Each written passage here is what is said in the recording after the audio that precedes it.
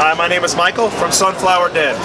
Hi, Michael. Hey, first of all, I want to ask, who do you guys think you are? I mean, you're a newly founded metal act. I mean, obviously you're not virgins, but you bring to the table, you got some melody, you got harmony, you got growling in there, you got shredding, and a fucking accordion, man. How did that all come to be? It's kind of like all the things that my guys do naturally. It's just, that's what my lead guitar player does. That's what I do naturally. I always listen to vocalists, everything from Steve Perry, who's my idol, to Chuck Schuldiner from Death, to Axl Rose, to Phil Anselmo. I mean, you name it, I'm saying, to female singers. So it's just kind of like, this band is definitely an amalgamation of all that. And then as far as the accordion, it just kind of is my thing, I picked one up one day and it felt right, and it's just what I do. For better or for worse, it's what I do. To me, when I first listened to it, it was just a breath of fresh air. Cool. It was like, this is way different. I love it. It got me. And like I said, bear with me on that first question, because it was like, you don't hear this shit. You know what I mean? You don't hear it all the time. Right. So I really dig it. I think a lot of people, the crowd reacted. The crowd was digging it. Very sweet. Give me a little background on the band. Like I said, you guys are no virgins to the rock scene. How did it form? And give us a little idea of the murders that were behind the Sunflower Dead. Well, in 2012, when we started, we were all guys from other bands, in Southern California. I had the idea that I wanted to cherry pick from other bands the rock stars, people I thought were rock stars that really wanted to do this, and put them in one band. And we did that. And I also brought to the table that I wanted to entertain people, not just be another band in jeans and t-shirts or whatever the hell the fad of the week closes. And everybody was down. So that's where the whole Sunflower Dead story thing comes in, is that we needed a name. And I started telling the guys about my short story I wrote years before called The Sunflower Dead, based on these murders of these kids who were left in the field with their eyes torn out and living sunflowers placed in their eyes. And the guys were like, that's a really cool story. And we kind of took on the look of the characters, because what happens is the kids come back from the dead as these undead vigilantes, kind of like The Crow, and they go after and murder people that are bad. They go after the bad guys. So we're actually the good guys. So we kind of took on the look of the characters.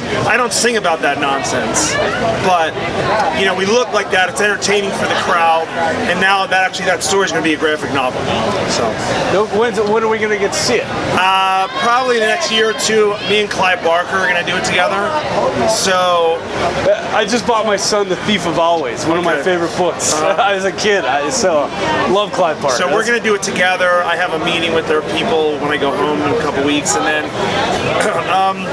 we're going to debut it at a Comic-Con when it's done. Who knows how long it'll take, but it will be very adult, very gruesome. But as far as the band, we just kind of took on the look and like entertaining people. It's more than just seeing guys playing their instruments. We want you to smile. Have a good time. And you touched a little bit, like, I don't sing about that. One thing I wanted to bring up here, the lyrics. Another thing that I feel really sets Sunflower Dead apart. Very heartfelt. Humans all have that emotion. We all have experienced every single emotion expressed in a rock song. We leave it up to the artist to interpret that world for us and for us to enjoy. Give us a little bit of your writing process. How do you get into it? For me, it's kind of already there. So it's more just like when we write a song and we base all our songs around melodies, for the vocal melodies and the vocal hooks. I just kind of like tap into what I have to say. Like, I don't have to think about it. It's already there. I tap into it, and then I think about like where I just kind of comes out, and then I kind of shroud my thought process with metaphor and the technique of allusion. I allude to stuff a lot, so you can listen to the song and relate to it your way, not necessarily necessarily what I meant, how you hear it. Because, I don't really care if people know what I've meant. I want them to just kind of get it and go, this is what it means to me. That's the beautiful thing about music. It is open to interpretation, right. And it hits everybody in a little different way, and it all means something different to you. Right. I got to ask, what gave you the idea, the accordion? Bored one day when I was young. I played the piano. I played in the band. We don't bring it out yet, but we will eventually. And I wanted to challenge myself, so I bought an accordion, and it just felt right. That's all I could say is it felt like it belonged on my body. It fit. Heavy and annoying and ugly, but it felt right. Are you endorsed with anybody? No, but Roland needs to endorse me because I talked to them at NAMM, and they know about me. It's not like there's 18 million people in the rock and metal world that play the Roland V accordion, but I do. Roland, hello. Hit him up, hit him up. Give me one of your craziest from the road tales. Again, you've been around a while. Well, I'm sure you got a couple of them. We do. We have a lot. Well, my band is crazy. Unfortunately, not in a way that I like to promote. But the first time we toured with Hell Yeah, this is our second time. After 2 weeks, we kind of got kicked off the tour. Not because of me. I don't even party, but my band was partying too hard even for these guys. They didn't kick us off in the long run, but we got a really steep warning. Let me put it that way. So from Hell Yeah. From Hell Yeah. So when you get almost kicked off the tour from Hell Yeah, you're partying too hard. That's all I gotta say. But those guys are great, awesome. That was the last tour you're on with them. It was actually our second tour as a band back in 2013. We had just started. So, what's funny is I'm sitting there getting scolded by the tour managers of that tour, and the tour manager's like, well, we know you guys are excited. You're a young band and you're happy to be on tour, and we were. And Vinnie Paul and all these big stars are here, but you guys got to calm down a little bit. And I just said, look, man, we love Hell Yeah, we love Vinnie Paul, we love all this stuff. My dudes aren't excited to be here. Man, they're just partying because it's Tuesday. That's it, man. They're just partying because that's what they do, man. There's nothing, we're not partying because we're like kids in a candy store. They're just partying. But they did calm down and it's all good, and obviously we're on tour with them again. So glad it all worked out. Yeah, me too. As a touring band, you're around the country. What's the state of heavy metal in your opinion? I have no idea. No opinion. I have no idea. You know what? When we get on stage, people love it, and I am happy. And it's the state of heavy metal. The only thing that I could say is what rock and metal are missing these days is not fans and not bands that are putting out quality stuff, but they're missing the middleman to get product to the people. Because I don't believe that rock and metal can rely on the internet and downloads and all that stuff like pop music can. And I love pop music. I believe that rock and metal really relied on the record store, because when I used to walk into the record store, I would just look at a cover and buy a rock record because of the cover. You don't have that anymore. And the radio stations and the record stores were the middleman, and the magazines, right? That's kind of there, but not really. So it's like, I think that's the disconnect between rock bands and rock fans, is that the fans just aren't sure it's there. They can't get it. I think that's the only thing I noticed.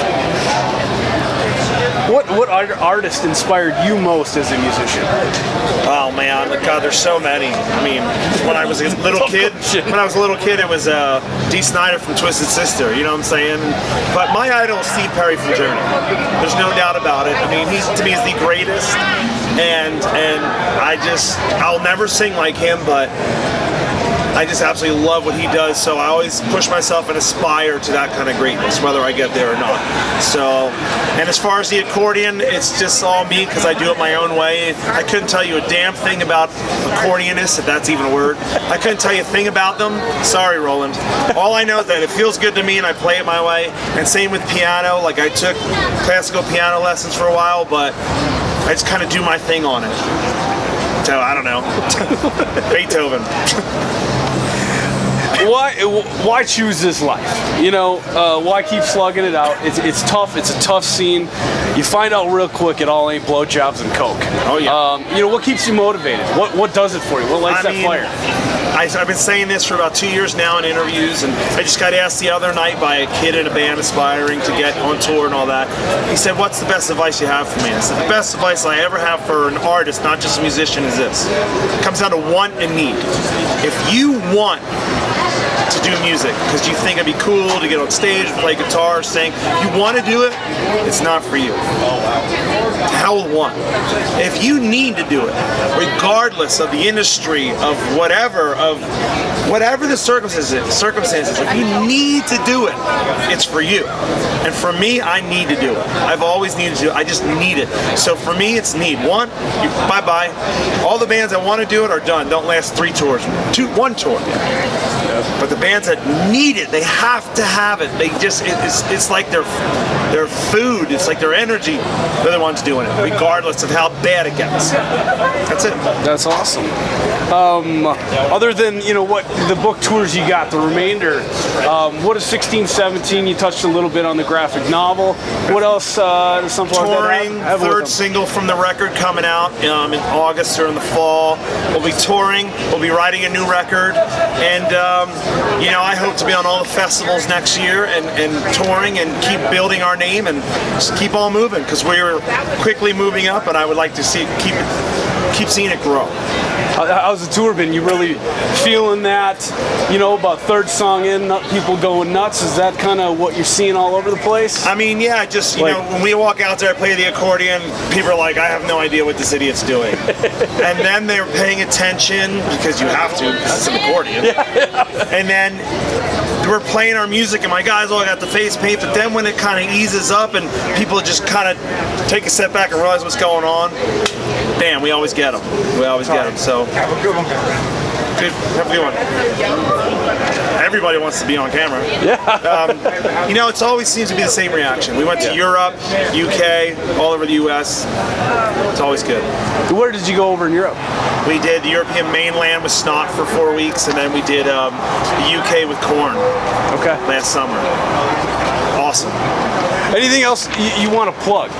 I want to help you get it out there.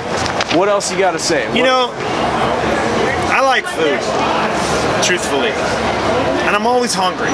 So if you want to bring me food to the shows, I don't want alcohol. Don't offer me a shot. Don't offer me a beer. Don't offer me a joint. I don't do that stuff. I don't need Coke. I got a girlfriend. But if you want to bring me a pie, a pizza, a steak, some fried chicken, I'm all about it. Michael wants to eat. I'm not overweight. It's all good. Bring me food. Just nothing spicy. Thank you. There you have her. Cannibal corpse, man.